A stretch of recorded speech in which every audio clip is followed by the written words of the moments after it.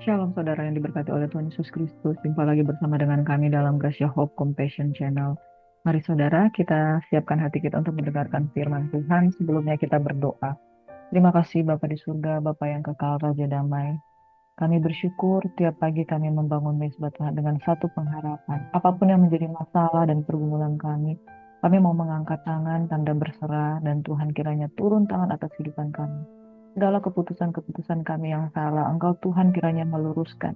Dan jangan biarkan kami jatuh sampai tergeletak. Tapi diberkatilah orang yang datang di dalam nama Tuhan. Yang sakit disembuhkan, yang susah dihiburkan, yang berbeban berat. Tuhan kiranya memberikan kelegaan. Kami sambut dengan syukur pada pagi hari ini keberadaan firman-Mu yang memerdekakan kami.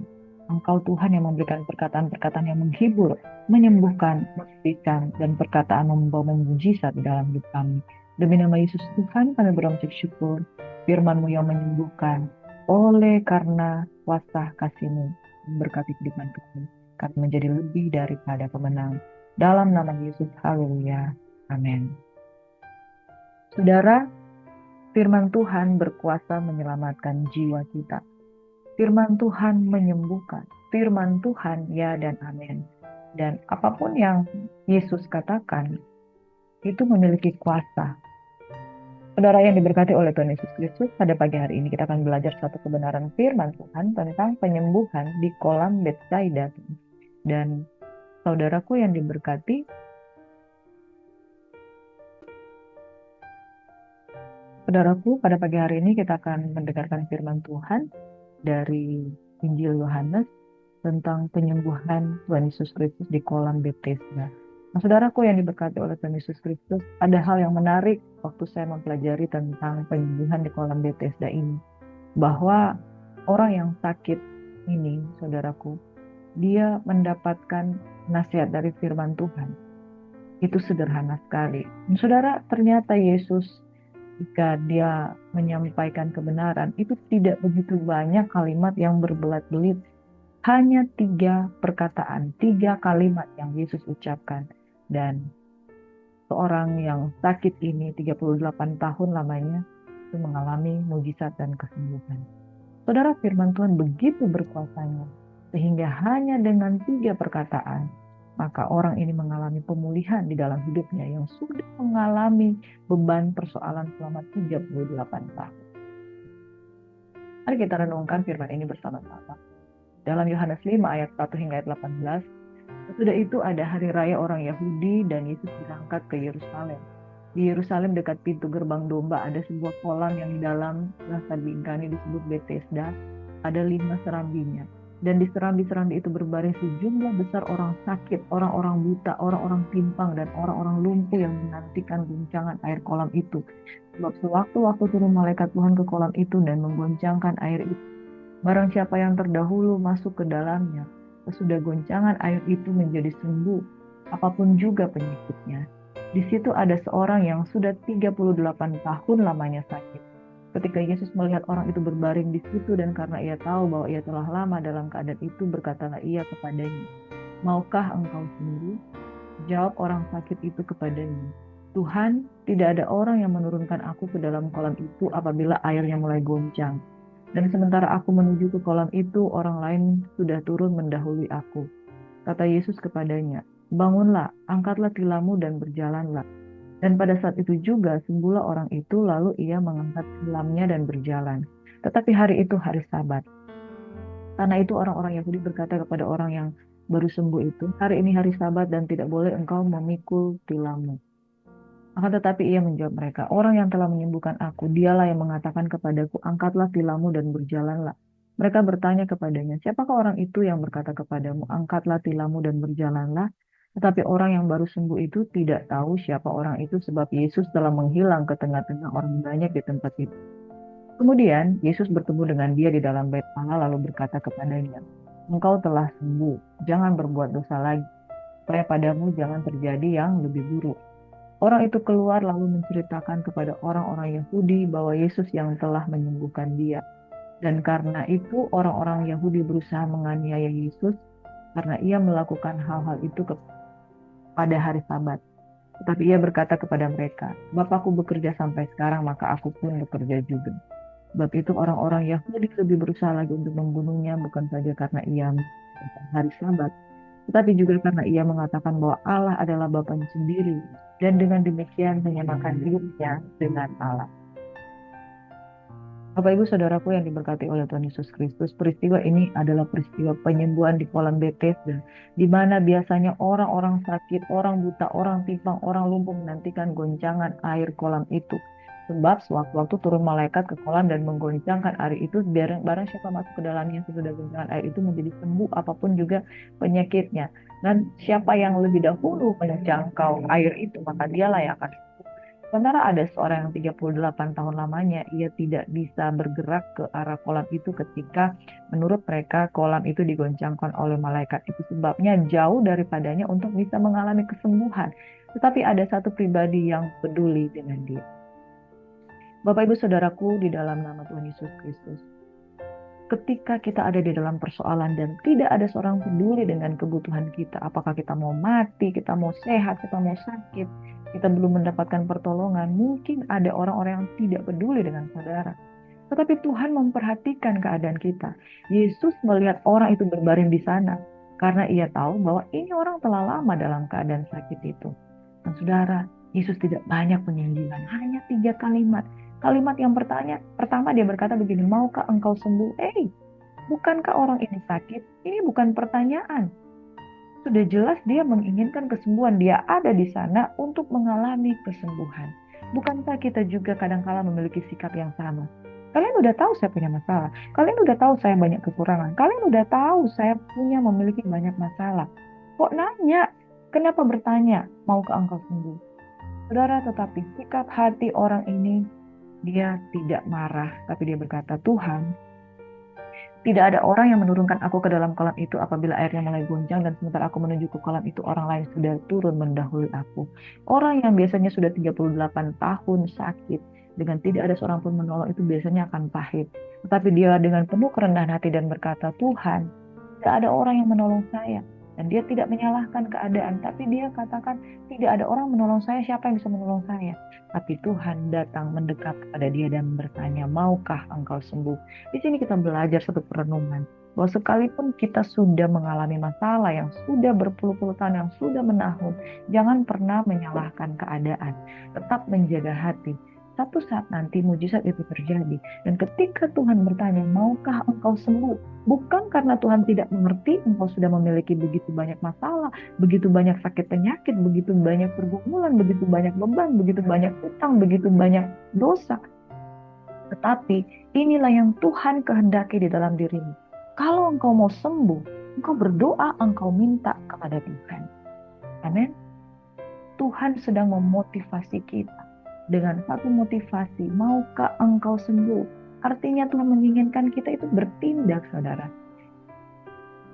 Beriman dengan iman kita yang ada, saudara. Maka kita akan bertindak. Saudara, ketika Tuhan berkata, maukah engkau sembuh? Engkau harus bangun imanmu. Ya Tuhan, aku mau sembuh. Saudara, iman adalah keputusan untuk menjadi seperti apa yang kita harapkan, kita nantikan, kita doakan. Kalau engkau mau sembuh, katakan, Tuhan, aku mau sembuh. Tuhan, aku mau hubungan dengan istriku. Aku mau hubungan dengan suamiku yang dulu hancur, yang sudah mengalami percekcokan yang tidak ada akhirnya. Kami mau pulih. Saudara, doa yang terbaik itu lahir dari mulutmu sendiri. Kalau engkau memperhatikan begitu banyak masalah di dalam hidupanmu, engkau sudah seperti benang kusut yang sudah tidak tahu mau dibereskan dari mana. Perkatakan di dalam hidupmu, Tuhan, aku mau hidupku pulih. Tuhan, aku mau hidupku kembali. Karena, saudara, ada banyak orang yang sudah terlilit dengan begitu banyak persoalan, pergumulan, hutang, sakit penyakit bertumpuk-tumpuk dan dia sudah tidak tahu mau mulai dari mana untuk menyelesaikan persoalannya. Sudah jatuh dalam dosa, sudah kawin, punya anak, kemudian cerai, ditinggalkan istri tidak mau berdamai, dibenci dengan semua orang, kehilangan pekerjaan, hutang menumpuk, sakit penyakit menderat. Ada, saudara, ada hal-hal seperti itu. Saya tidak tahu, mungkin itu yang sementara engkau alami. Ada di dalam satu lingkaran setan dengan satu permasalahan pergumulan yang akan tidak ada habis-habisnya. Engkau baru mengalami yang satu, keesokan harinya mengalami yang lain. Keesokan harinya mengalami yang lain. Keesokan harinya ada lagi yang lain. Dan kemudian setelah engkau perhatikan, kok banyak sekali masalah saya. Pertanyaan Tuhan sederhana. Dengan segala keadaan yang sedang engkau alami saat ini, maukah engkau sembuh? Orang yang sakit itu dengan penuh kerendahan hati berkata, Tuhan, tidak ada orang yang menurunkan aku. Hei, bukan itu pertanyaan saya. Yesus bertanya, maukah engkau sembuh? Engkau cukup menjawab, mau atau tidak. Persoalan engkau bisa atau tidak bisa sembuh bukan persoalan engkau datang ke kolam itu, tetapi persoalan engkau percaya kepada aku. Demikian firman Tuhan. Kalau Tuhan hari ini bertanya di dalam kehidupanmu, Priscilla, maukah engkau dipulihkan? Saya cukup jawab, mau atau tidak mau. Tuhan nggak tanya jalannya bagaimana supaya engkau sembuh, engkau tahu tidak. Tuhan tidak tanya seperti itu. Demikian pula kita, saudara. Kadang kita tidak tahu bagaimana jalan keluar di dalam kehidupan kita. Tapi hari ini Tuhan bertanya, maukah engkau sembuh? Maukah engkau dipulihkan? Maukah engkau dibebaskan? Maukah engkau diselamatkan? Maukah engkau mengalami mujizat? Maukah engkau mengalami pemulihan di dalam hidupmu? Jawaban kita hanya dua. Kalau antara ya dan tidak. Hari ini Tuhan menawarkan. Siapa yang menawarkan ini? Dia yang empunya kuasa dari tempat yang maha tinggi. Bukankah saudara tidak akan salah bersandar dan bergantung sepenuhnya kepada pribadi ini? Dia yang punya power, dia yang punya kuasa. Saudaraku yang diberkati oleh Tuhan Yesus Kristus, ketika dia memiliki kuasa, dia akan memberikannya secara cuma-cuma. Bapak Ibu Saudaraku yang diberkati, hari ini Tuhan bertanya dengan satu kalimat. Yang pertama, maukah engkau sembuh? Katakan, ya Tuhan, amin, aku mau sembuh. Hari ini kalau engkau ingin melihat pemulihan terjadi dalam hidupmu, katakan amin. Bertindak dengan iman. Amin. Dalam iman katakan, aku mau sembuh. Yang kedua, ketika Yesus katakan kepadanya, bangunlah, angkatlah tilammu dan berjalannya. Ini motivasi bagaimana supaya engkau bertindak. Engkau katakan engkau mau sembuh. Kalau engkau mau sembuh, aminkan. Katakan aku sembuh, bangkit dan berjalanlah. Tuhan tidak berkata, oke ya, nanti lihat ya, kita lihat nanti ya. Tapi dia langsung berkata saat itu juga, bangun, angkatlah tilammu dan berjalanlah. Bangun, angkatlah tilammu dan berjalanlah. Saudara, ini satu kalimat tindakan yang memotivasi kita untuk bergerak seperti apa yang kita harapkan. Dan saudara, kalimat yang kedua ini merupakan motivasi iman. Motivasi iman yang dibuktikan dengan tindakan. Yang pertama motivasi iman, maukah engkau sembuh? Yang kedua motivasi tindakan, bangunlah, angkatlah tilammu dan berjalannya. Tuhan mendorong kita, mari orang-orang percaya bertindaklah dalam Tuhan. Kalimat yang ketiga, ketika seorang yang sakit 38 tahun itu mengalami kesembuhan, dia tidak kenal siapa yang menyembuhkan. Lalu ketika dia berjumpa lagi dengan Yesus, lalu Yesus bertemu dengan dia di bait Allah. Berkatalah Yesus kepadanya, engkau telah sembuh. Jangan berbuat dosa lagi supaya padamu jangan terjadi hal yang lebih buruk. Inilah yang menjadi message yang ketiga buat kita, saudara. Motivasi yang Tuhan ingatkan. Engkau sudah mengalami kesembuhan. Engkau sudah mengalami pemulihan dalam Tuhan. Pergi dan jangan berbuat dosa lagi supaya padamu jangan terjadi hal yang lebih buruk. Tuhan akan selalu mengingatkan kita. Jangan lagi kembali ke kubangan dosa. 3 kalimat yang sederhana ini seperti sebuah kebangunan rohani, revival terjadi di dalam diri orang yang sakit 38 tahun. Saudara, 38 tahun itu adalah umur seorang yang sudah dewasa. Bayangkan dia 38 tahun itu sakit. Orang yang sudah 38 tahun sakit dan tidak bisa berjalan, itu saudara pasti sudah tidak ada keluarga yang mau dengan dia. Bahkan dia sudah tinggal di kolam Bethesda itu untuk menanti-nantikan mujizat terjadi dalam kehidupannya. Tidak ada orang yang mau dekat dengan dia. Nah, saudaraku yang diberkati oleh Tuhan Yesus Kristus, engkau telah sembuh, jangan berbuat dosa lagi supaya padamu jangan terjadi hal yang lebih buruk. Belajar dari perkataan Kristus, karena perkataan Yesus berkuasa. Dia kalau khotbah, dia menyampaikan firman tidak panjang-panjang, hanya dengan kalimat yang sederhana, dan kalimat itu menjadi satu mujizat pemulihan di dalam kehidupan orang yang sakit. 3 perkataan Yesus yang memulihkan. Yang pertama, maukah engkau sembuh? Itu adalah motivasi iman untuk kita percaya, aku bisa, aku mau sembuh. Yang kedua, bangunlah, angkatlah tilammu dan berjalanlah. Itu motivasi untuk kita bertindak. Iman tanpa perbuatan, iman tanpa tindakan adalah mati. Bangun, angkat tilammu dan berjalanlah. Bangun, kerjakanlah kembali apa yang pernah engkau kerjakan. Bangun, bertindaklah. Kalau engkau mau bisnismu berhasil, bangun, bertindaklah dan lakukan sesuatu. Yang ketiga, engkau telah sembuh. Jangan berbuat dosa lagi supaya padamu jangan terjadi yang lebih buruk. Saudara, Tuhan memotivasi kita untuk bertobat. Itulah message yang Tuhan sampaikan di dalam keselamatan yang Dia kerjakan di dalam Mesias, dalam Kristus Yesus. Bahwa kita harus bertobat dari segala bentuk dosa yang kita lakukan. Bapak Ibu Saudaraku yang diberkati oleh Tuhan Yesus Kristus, 3 perkataan Yesus yang memulihkan adalah motivasi iman, motivasi tindakan, dan motivasi pertobatan yang menjadi pesan Tuhan bagi kita bahwa Tuhan selalu menginginkan yang terbaik dalam kehidupan kita.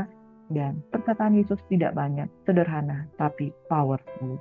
The word of Jesus Christ is powerful to heal us. Amin. Mari saudara, kita percaya dengan perkataan firman Tuhan. Karena tidak ada perkataan yang sia-sia, setiap firman itu akan berkuasa untuk mengerjakan apa yang Dia perintahkan. Mari kita berdoa.